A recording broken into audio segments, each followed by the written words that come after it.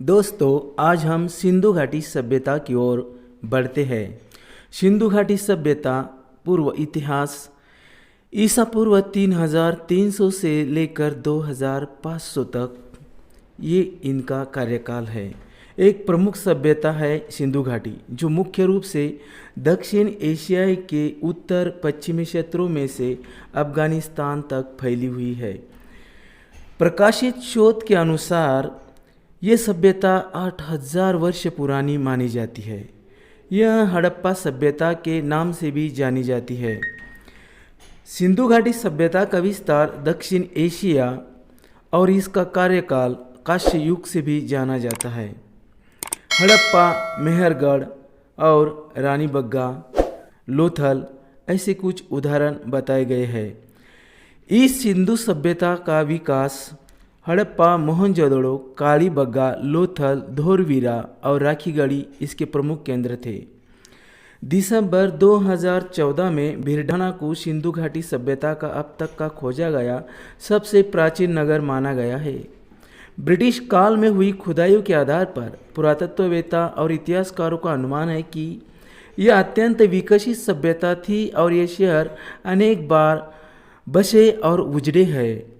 7वीं शताब्दी में पहली बार जब लोगों ने पंजाब प्रांत में ईंटों के लिए मिट्टी की खुदाई की, तब उन्हें वहाँ से बनाई ईंटें मिली, जिसे लोग भगवान का चमत्कार मानते थे और उनका उपयोग घर बनाने के लिए करते थे।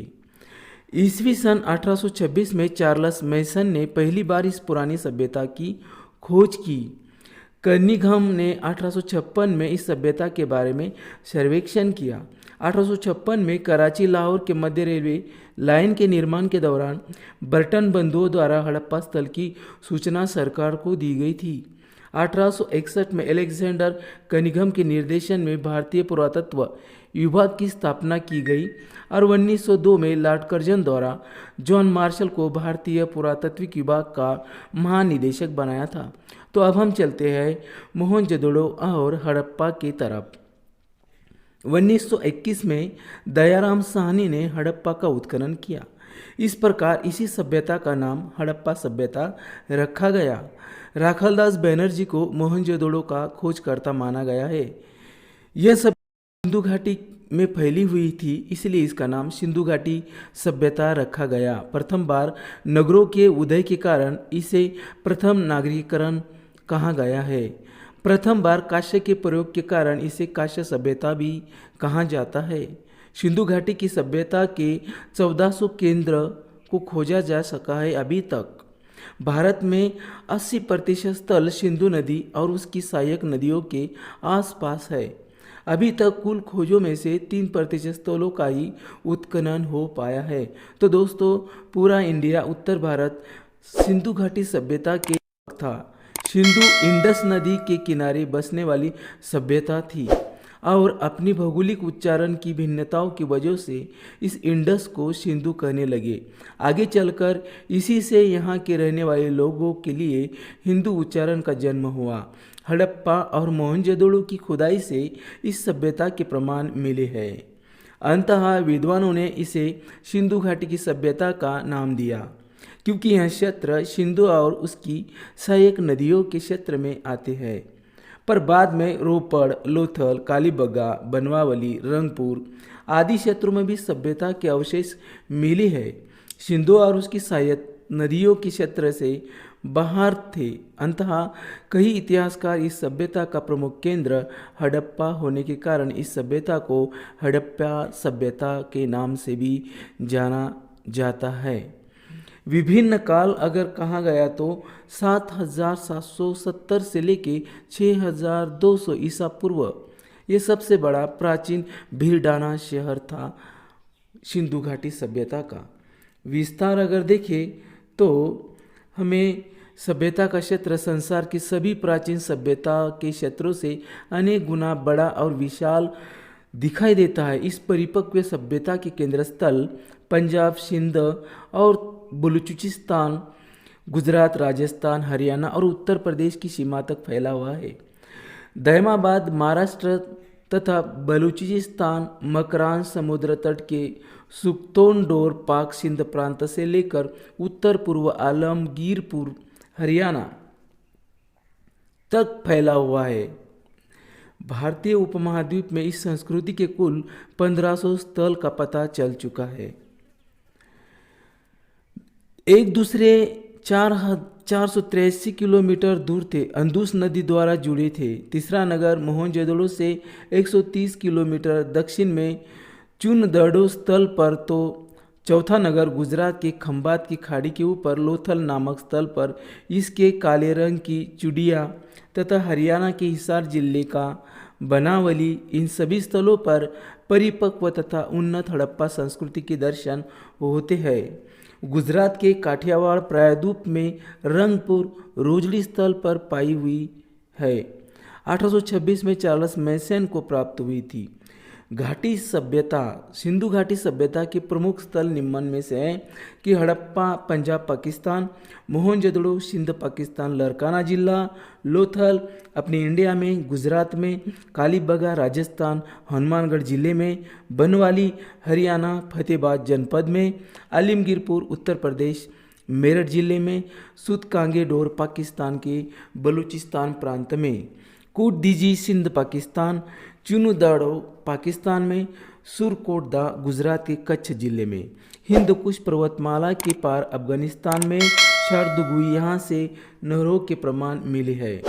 मुदिगा का जो महत्वपूर्ण भाग है, भारत के विभिन्न राज्यों में सिंधु घाटी सभ्यता के निम्न शहर आते हैं: गुजरात लोथल, सूरतकोट, रंगपुर, रोजी, मालवद, देसूल, धोलवीरा, प्रभातपट्टन और भगतराव।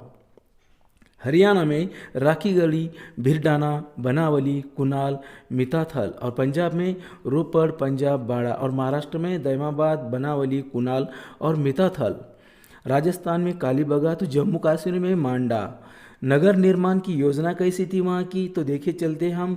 सभ्यता की सबसे विशेष बात थी कि यहाँ की विकसित नगर निर्माण योजना। हड़प्पा तथा मोहनजोदड़ो दोनों शहरों में अपने दुर्ग थे जहाँ शासक वर्ग का परिवार रहता था। प्रत्येक नगर में दुर्ग के बाहर एक उसे निम्न स्तर का शहर था जहाँ ईंटों के मकानों में सामान्य लोग रहते थे। इन नगर भवनों के बारे में विशेष बात ये थी कि ये जाल की तरह विन्यस्त थे, यानी सड़कें एक दूसरे को समकोण पर काटती थी और नगर के आयताकार खंडों में विभक्त हो जाता था। ये बात सभी सिंधु बस्तियों पर लागू होती थी, चाहे वे छोटी हो या बड़ी। हड़प्पा तथा मोहनजोदड़ो के भवन बड़े होते थे। वहाँ के स्मारक इस बात के प्रमाण है कि वहाँ के शासक मजदूर जुटाने और कर संग्रह में परम कुशल थे। ईंटों की बड़ी बड़ी इमारत देखकर सामान्य लोगों को भी यह लगेगा कि यह शासक कितने प्रतापी और प्रतिष्ठावान थे। मोहनजोदड़ो का अब तक का सबसे प्रसिद्ध स्थल है विशाल सार्वजनिक स्नानागार, जिसका जलाशय दुर्ग के टीले में है। यहाँ ईंटों के स्थापत्य का एक सुंदर उदाहरण है। दोनों सिरों पर स्थल तक जाने के लिए सीढ़ियाँ लगी है। बगल में कपड़े बदलने के कमरे भी है। स्नानागार का फर्श पक्की ईंटों का बना है। पास के कमरे में एक बड़ा सा कुआं है जिसका पानी निकालकर हौज में डाला जाता था। हड़प्पा संस्कृति के नगरों में ईंटों का इस्तेमाल एक विशेष बात है, क्योंकि इस समय के मिस्र के भवनों में धूप में सूखी ईंटों का ही प्रयोग हुआ था। समकालीन मेसोपोटामिया में पक्की ईंटों का प्रयोग मिलता तो है, पर इतने बड़े पैमाने पर नहीं जितना सिंधु घाटी सभ्यता में है। मोहनजोदड़ो की जल विकास प्रणाली अद्भुत थी। लगभग हर नगर के छोटे बड़े मकान में प्रांगण और स्नानागार होता था। कालीबंगा के अनेक घरों में अपने अपने कुएं थे। घरों का पानी बहकर सड़कों तक आता, जहां इनके नीचे मोरियां मतलब नालियां बनी थी। अक्सर ये मोरियां ईंटों और पत्थरों की सिलियों से ढकी होती थी, खुली नहीं थी। सड़कों की इन मोरियों में नरमों के भी और मोरियों के अवशेष बनवाली में भी मिलते हैं। उनका आर्थिक जीवन कैसा है दोस्तों, तो हम चलते हैं आर्थिक जीवन की तरफ। सिंधु सभ्यता की अर्थव्यवस्था कृषि प्रधान थी, किंतु व्यापार एवं पशुपालन भी प्रचलन में था। यहाँ के निवासियों से विश्व में सबसे पहले कपास की खेती करना शुरू किए। जिसे यूनान के लोगों ने सिडन कहने लगे। यहाँ के लोग आवश्यकता से अधिक अनाज का उत्पादन करते थे। इसके अलावा कपड़ा, जोहरी का काम, मनक का काम भी प्रचलित था, जिसे विदेश में निर्यात किया जाता था। कृषि एवं पशुपालन भी वहाँ के लोग करते थे। आज के मुकाबले सिंधु पूर्व प्रदेश में बहुत उपवास था। ईसा पूर्व 14वीं सदी में सिकंदर के एक इतिहासकार ने कहा था कि सिंध इस देश के उपजाऊ क्षेत्र में गिना जाता था। पूर्व काल में प्राकृतिक वनस्पति बहुत थी, जिसके कारण यहाँ अच्छी वर्षा होती थी। यहाँ के वनों से ईंटें पकाने और इमारत बनाने के लिए लकड़ी बड़े पैमाने पर इस्तेमाल में लाई गई, जिसके कारण धीरे धीरे वनों का विस्तार सिमटता गया। सिंधु की उर्वरता का एक कारण सिंधु नदी से प्रतिवर्ष आने वाली बाढ़ भी थी।